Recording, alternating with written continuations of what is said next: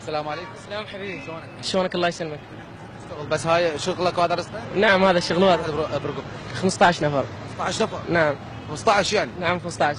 اخوتك وخواتك؟ اخوتي واخواتي وامي وابويا متوفي. والدك متوفى الله يرحمه. مات الجهل. اي. وبعد؟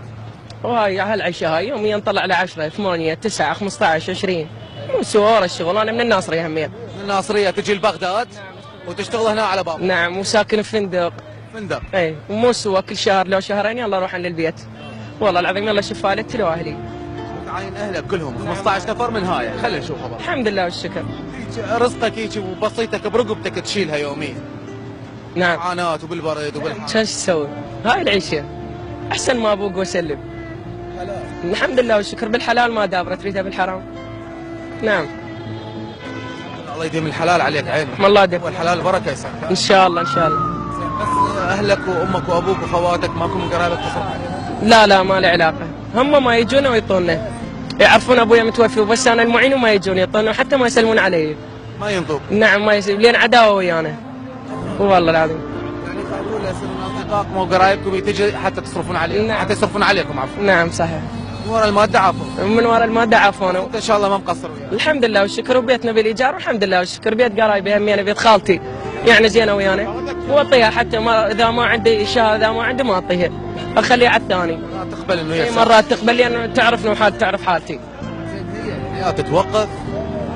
مرات تتوقف مرات لا. نعم. مرات اذا الشغل زين نعمه ما توقف واذا لا الشغل تعبان واحد يضوج يتعب نفسه. انا مرات حتى ابكي. انا اذا اول يوم اجي من اهلي لهنا تخابرني والدتي هاي ما وصلت اظل ابكي. تقول لي اليوم محشي يما يظل ابكي بالقران. تجي هنا وهاي المعاناه كلها وتشتغل. شو اسوي؟ وتعين عائلتك. احسن من الحرام. احسن من الحرام. احسن من الحرام. الله يديم الحلال عليك. شو اسمك انت؟ حسين. من هنا بالخلاني؟ دائما انا هنا بالخلاني. ما تغيرون؟ اي حتى ذول البياع كلهم يعرفوني. معامل ويعرفون من الناصريه ياخذون حتى من بالديان وهاي واعرفهم وثاقين بي اثق بهم. الناس يحبوك. الناس تحبني وتعرفني حتى يصيحوا العربي تعال هنا. احنا بنحبك. هنا بغداد. نعم منك. الله يستر عليكم فدوى روحكم. بعد شبدي. والله اتمنى له الحياه السعيده ان شاء الله العراق بخير والحمد لله والشكر. حاولت تلقى لك تعيين ما اقدر اتعين. ما اقدر انا بس الوحيد لاهلي يودونا غادي بالمقدمه اخاف. وانا الوحيد. بالجيش؟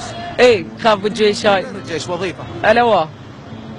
والله الواء وينها محل. بس ما لقيت دورت؟ دورت ما لقيت. وصيت حتى ويانا موظفات يعرفني. قلت لهم بلكي حتى لو كان ناس لو هاي بس شويه الشغله زينه ومريحه. قالت اشوف لك لا هسه كل شيء ما ما قعدت بالبيت واهلك ما ماتوا من الجوع ولا ظلوا جوعان؟ نعم صحيح نعم الحمد لله والشكر. الحمد لله والشكر. ما ظلوا جوعان؟ لا ابد؟ ابد الحمد لله. وراح تبقى دائما ما تخليهم فد يوم جوعان؟ الحمد الله موجود ما اخليهم جوعانين اذا الله موجود. الله وياي واهل البيت ما اخليهم جوعانين ان شاء الله. الله يحرسك. موفق ان شاء الله. الله يرزقك. بعد شرفتني. بعد روح انت الشرف اخويا. رزق الحلال.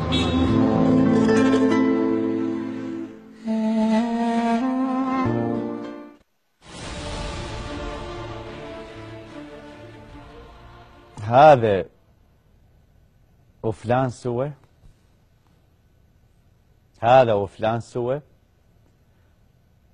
بشرفكم بشرفكم من الأشرف هو لو السياسيين اللي يقودوننا الآن؟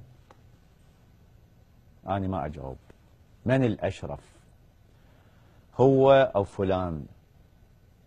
من الأشرف هذا لو الباقونه وطلعوا؟ من الأشرف هذا أم اللي يولدون الطائفية؟ من الأشرف هذا الشاب اللي يخبط شفت حتى دمه، أم اللي يقتلون يوميا ويسلبون ويخطفون وينتهكون أعراض العالم في عصابات منظمة؟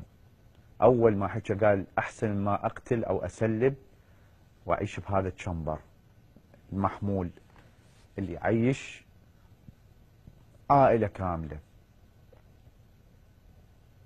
شفتوا؟ هذا النموذج اللي نحكي عنه احنا.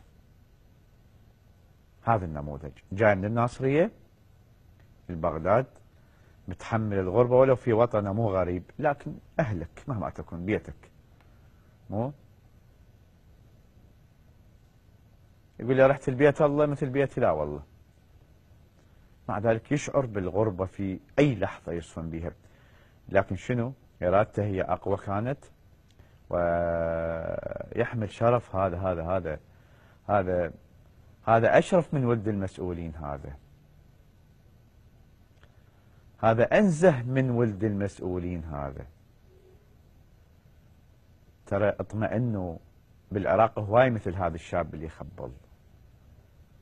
شفت شلون بساطة دا يحكي ويا محمود، وجهه بشوش مليء، يعني فعلا مليان تفاؤل وأمل ومحنة وطيبة، رغم المعاناة، رغم الشموس اللي يفتر بيها بالصيف والحمل اللي شايله على رقبته، ورغم البرد ورغم الأمطار، لكن يحمل مصداقية وشرف.